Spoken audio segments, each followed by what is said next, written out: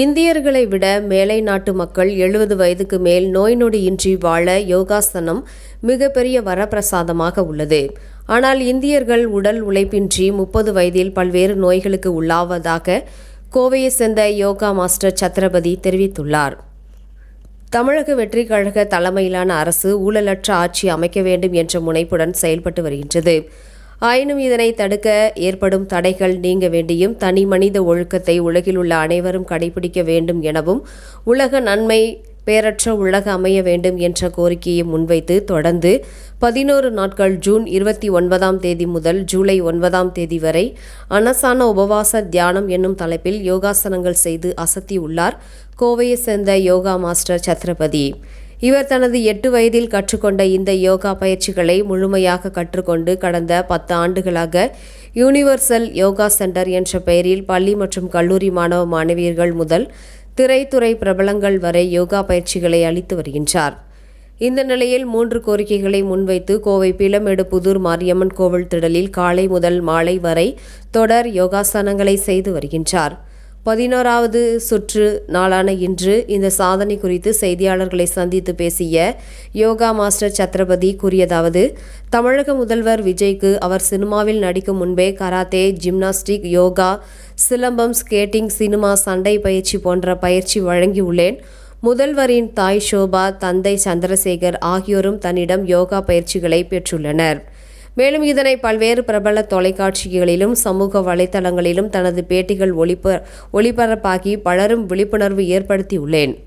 திரைத்துறையில் குறிப்பாக முன்னணி நட்சத்திரங்களான சூர்யா, சிலம்பரசன், குஷ்பு என பலருக்கும் யோகா பயிற்சிகளை வழங்கியுள்ளேன்.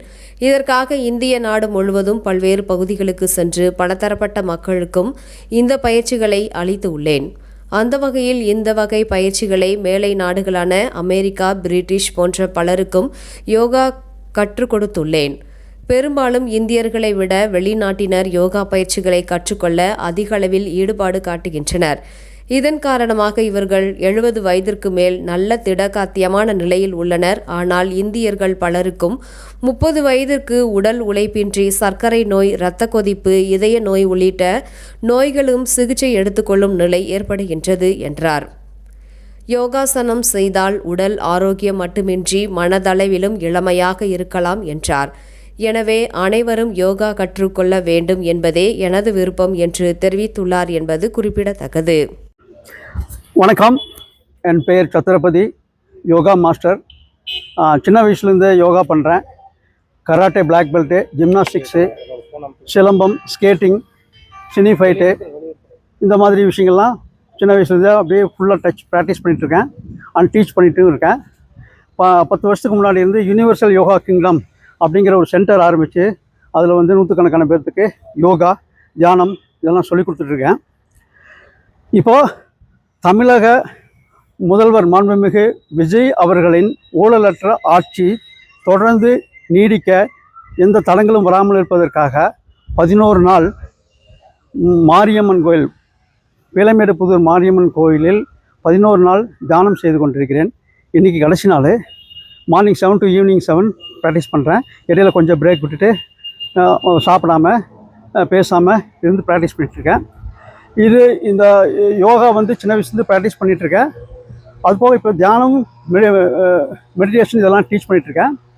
இதுக்கு முன்னாடி பார்த்தீங்கன்னாக்கா சூர்யா, சிலம்பரசன், குஷ்பு, இளையராஜா அவர்களுடைய மகன் யுவன் சங்கர் ராஜா, கார்த்திக் ராஜா, பவதாரணி இவங்களுக்கெல்லாம் டீச் பண்ணியிருக்கேன்.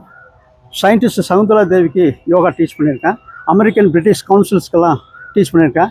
எக்ஸ்-சிஎம் பன்னீர்செல்வம் அவர்களுடைய சன்னு ரவீந்திரநாத்துக்கு ட்ரைனிங் கொடுத்துருக்கேன். இன்னும் சாதாரண எல்லா துறை மக்களுக்கும் நான் யோகா தியானம் டீச் பண்ணிட்டு வர்றேன். இப்போது தனி மனித ஒழுக்கம் மேம்பட வேண்டும், உலக நன்மை, போரற்ற உலகம் அமைய இந்த தியானம் செய்து கொண்டிருக்கிறேன். தமிழக வெற்றி கழகத்தின் ஊழலற்ற ஆட்சிக்கு தடைகள் நீங்க வேண்டி இந்த தியானம் செய்து கொண்டிருக்கிறேன். விஜய்க்கு நான் டீச் பண்ணதுனால அவருக்காக ஸ்பெஷலாக நான் பண்ணிகிட்ருக்கேன்.